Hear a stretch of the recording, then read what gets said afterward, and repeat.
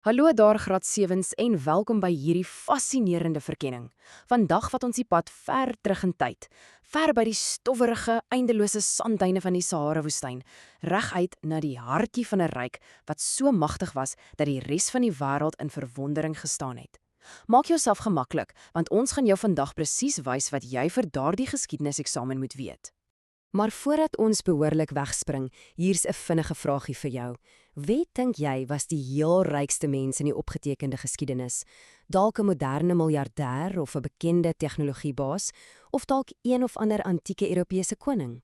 Wel, dink weer, die ware antwoord gaan jou dalk heeltemal onkant betrap, want om daardie persoon te vind, reis ons vandag terug na die 14de eeu, diep in Wes-Afrika.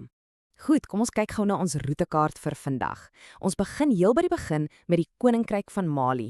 Daarna kyk ons na die heel beroemdste pelgrimstog ooit, hul ongelooflike argitektuur van modder, die geheime van Timbuktu, hoe hulle absolute wêreldklas baken van kennis geword het en laastens hoe Suid-Afrika 'n massiewe rol gespeel het om hul antieke manuskripte te red. Nou ja, kom ons duik in. Afdeling 1. Die magtige Koninkryk van Mali in die 14de eeu. Hier sien ons 'n massiewe kontras tussen twee konings, of soos hulle dit destyds genoem het, mansas. Aan die linkerkant het ons vir Abu Bakari die tweede. In die jaar 1310 het hierdie avontuurlikse heerser met 400 skepe die Atlantiese Oseaan ingevaar en die mis verdwyn en letterlik niemand het hom ooit weer gesien nie. Sy opvolger aan die regterkant is egter die ouetjie op wie ons vandag fokus, Mansa Musa, ook bekend as Musa die Magnifieke. Vanaf 1312 het hy onbeskryflik ryk geword en hy het dit gedoen deur bloot goeie belasting te hef op die in- en uitvoer van twee baie alledaagse dinge, goud en, glo dit of nie, sout. Hy het ook gesorg dat daar ywerige boer word met eie en katoen. Deur sy leierskap het Mali die naasgrootste ryk in die hele wêreld geword, net kort op die akke van die Mongoolse ryk. En dit bring my by 'n kritiese punt. Geografie is altyd die baas. As jy na die Nigerrivier kyk, dit was basies Mali se antieke N1 hoofweg.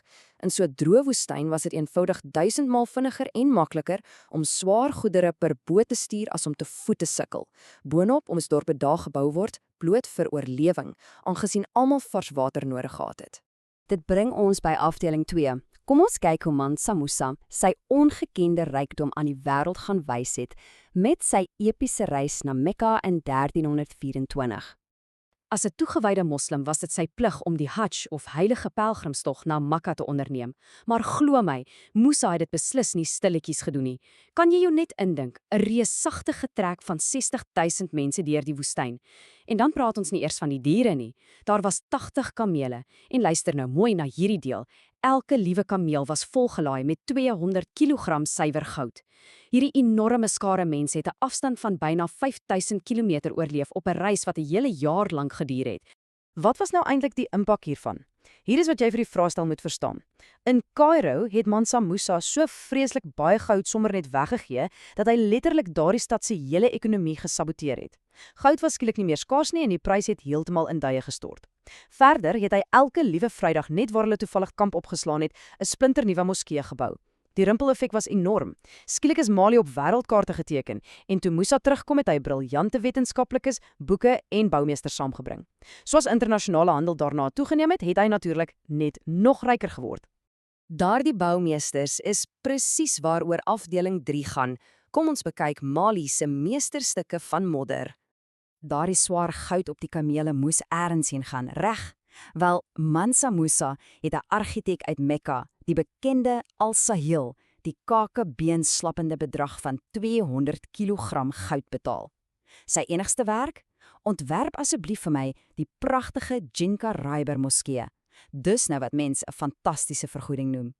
Hoe het hulle sonder moderne boumateriaal in die woestyn gebou? Let mooi op hierdie stappe. Al-Sahil se spesiale, rotsvaste resep het so gewerk. Eerstens meng jy sand en klei om 'n basis te vorm. Dan kom daar kalksteen en water by. Dan moet jy strooi byvoeg sodat die spul lekker bind. En dan, dalk die vreemdste van alles, diermis. O ja, jy voeg mis by en droog hierdie blokke uit onder die brandende Afrika son totdat hulle hard soos klip is. Dis regtig briljante ingenieurswese. Daardie geboue se mure is massief dik gebou, wat beteken dat terwyl die son buite genadeloos brand, dit binnekant heerlik koel en donker is. Jy wonder dalk hoekom daar oral houtpale by die mure uitsteek? Dit is beslis nie 'n fout nie. Die ding is, modder verweer wanneer dit reën. Daardie pale dien dus as sulke oulike, ingeboude leerstelsels sodat mense gedurig boontoe kan klim om nuwe modder op te pleister. En 'n prettige feit, die moskee van Djenné bly vandag nog steeds die grootste struktuur ter wêreld wat slegs uit modder bestaan. Wat is rykdom sonder 'n kroonjuweel van 'n stad? Dit bring ons by afdeling 4, Timbuktu en die fascinerende stories van Leo Africanus. Timbuktu was die absolute ideale rusplek, die poort tussen die sout in die noorde en die goud in die suide. Ons weet baie van die plek danksy 'n man genaamd Leo Africanus, 'n briljante gevangene wat as slaaf geneem is en later deur die paus vrygestel is om Afrika te beskryf. Hy het een baie belangrike waarneming gemaak. In 'n stad waar hulle letterlik met goudklonte vergoed betaal het, was die winsgewendste ding om te verkoop nie goud nie. Dit was boeke. Kan jy dit glo? In daardie magtige sentrum was idees en wysheid verhewe bo suiwer goud. Maar, en hier is daardie kritieke denkvaardigheid wat elke goeie geskiedenisleerling moet hê. Moenie sommer enige ou ouetjie as die evangelie aanvaar nie. Al was Leo op 16 by bewering self daar, het hy baie van sy later werk gebaseer op dit wat hy by skinderbek Marokkaanse handelaars gehoor het. So hoewel sy boeke 'n groot insig aan Europa gegee het, was dit dikwels net 'n geval van hy sê, sy sê, en dis beslis nie altyd 100% akkuraat nie. Nou ja, daardie winsgeweende boekhandel verduidelik ons 5de afdeling perfek. Timbuktu as die wêreld se indrukwekkendste baken van kennis. Dink weer aan daardie fokus op boeke, want hierdie nommer gaan jou absoluut stom slaan. 500,000. Dit is 'n half miljoen handgeskrewe boeke in net een spesifieke biblioteek in Timbuktu.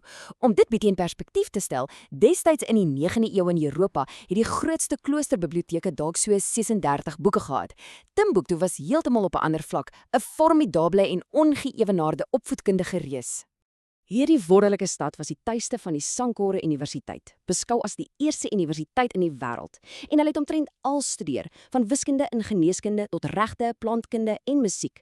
Maar dit wat werklik uitgestaan het, was hoe hulle geleer het. Hulle het nie net eentonig na iemand geluister nie. Nee, hul metodes het op energieke debatte gefokus. Studente moes al standpunte verdedig en beredeneer. Dit moes sekerlik luidrigtig en lewendig daarbinne gewees het. Maar niks is vir ewig nie. Ons laaste afdeling, afdeling 6, kyk na die hartseer verval, maar veral die dramatiese reddingspoging van hierdie einste manuskripte. Teen die 1600s het die Europese skeepsroetes langs die kus begin oorneem en die woestynpaaie het stadig begin sterf. Marokko het toe vir Mali ingeval en skandaliglik begin om al hul biblioteke te verbrand. Nou vat ons 'n massiewe tydsprong vorentoe na 2001. Suid-Afrika se destydse president, Thabo Mbeki, was op besoek in Mali. Hy het besef, ons sal daadwerklik moet optree om hierdie unieke Afrika-nalatenskap te red. Teen 2009 het Suid-Afrika amptelik ingetree en in samewerking met hulle 'n topklas biblioteek met spesiale klimaatbeheer vir hierdie kosbare tekste gebou. Maar hoekom 'n nuwe gebou hê? Wel, insekte het daardie bros antieke papier gevreet, die klampseisoene het die bladsye vernietig en sommige mense het selfs begin om dit onwettig te verkoop as aandenkings. Maar wie was die regte tasbare helde deur die jare gewees? Die gewone inwoners van Timbuktu. Generasie na generasie het daardie gesinne kosbare boeke diep in die sand begrawe of letterlik toegebou binne in die moddermure van hul eie huise net om dit te bewaar. Dit is ongelooflik, is dit nie? Vandag help ons universiteite hierso in Suid-Afrika om hierdie weggesteekte skatte pragtig en veilig digitaal te bewaar. Een ding wat jy verseker uit jou kop uit moet ken, is 'n spesifieke definisie wat ons nou op die skerm sien, 'n UNESCO wêrelderfenisterrein. Wat presies is dit? Wel, dis basies wêreldwye VIP-status. Dit is 'n ooreenkoms wat internasionale beskerming waarborg vir plekke wat absolute sleutelstukke van die totale menslike geskiedenis is. Dis hoekom Timbuktu en sy kenmerkende moddermoskees al in 1988 daardie eretitel gekry het. Jy kan nie daaraan vat of dit verander nie. Sjoe, en net so het ons aan die einde van hierdie geskiedkundige reis gekom. Vertel my, voel jy nou reg en opgewonde vir daardie eksamen? As jy ooit vashaak, onthou bloot hierdie belangrike feite. Onthou hoe dat taai kamele dit moontlik gemaak het om deur die rooi duine te handel. Onthou hoe dat 'n gewone mineraal soos sout vir Mali letterlike berge en berge goud gebring het. En miskien die waardevolste les van alles, dat onskatbare stede soos Timbuktu vir altyd bewys dat ware kennis altyd meer as goud werd is. Baie sterkte met die voorbereiding vir jou eksamen, hou aan om vrae te vra.